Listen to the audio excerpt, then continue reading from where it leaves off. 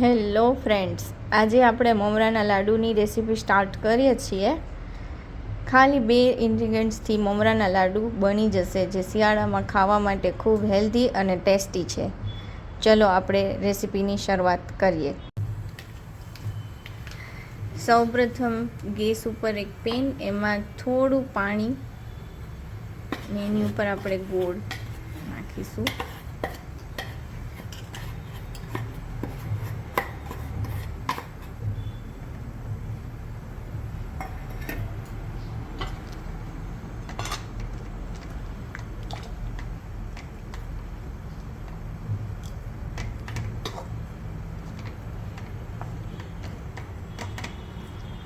ગોળ ઉગડે ત્યાં સુધી આપણે એને હલાવવાનું છે. સૌથી ઇઝી અને છોકરાઓને ખૂબ જ ભાવે, અને શિયાળામાં તો ગોળ એકદમ આપણે સેહત માટે સારો છે. જેટલું ખાઈએ એટલો ઓછો.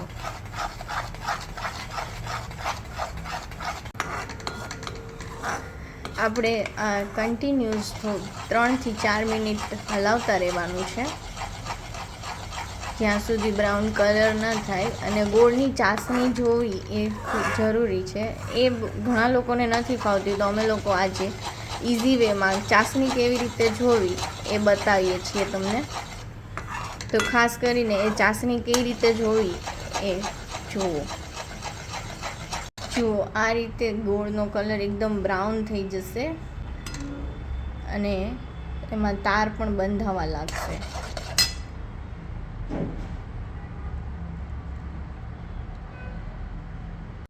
જુઓ ફ્રેન્ડ્સ, આ રીતે ચાસણીમાં તાર પડવા લાગશે, અને પછી એ તારને આપણે આ મેઇન હવે જોવાનું છે કે આ રીતે પાણીનો એક બાઉલ લઈ, તેમાં 1 ડ્રોપ કે 2 ડ્રોપ આપણે પાણીમાં એ ગોળની ચાસણી ઉમેરશું, અને એને હાથથી જોઈશું અને આવી રીતે થ્રો કરશું. અને જો અવાજ આવે આ રીતનો, તો આપણી ચાસણી થઈ ગઈ છે એ સમજી લે. આપણી ચાસણી રેડી છે ગોળ માટેની, મમરાના ગોળ. હવે આપણે એમાં મમરા એડ કરીશું.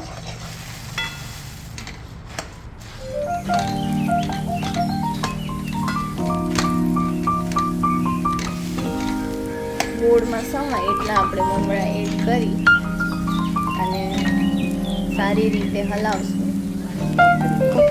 આ રીતે આપણે પાણીવાળો થોડો હાથ કરી અને લાડુ વાળવાના છે. જુઓ ફ્રેન્ડ્સ, કેટલા બધા આપણે મમરાના લાડુ રેડી થઈ ગયા છે, એકદમ ક્રિસ્પી અને ક્રન્ચી. અમારી દિયાને તો બહુ જ ભાવે છે.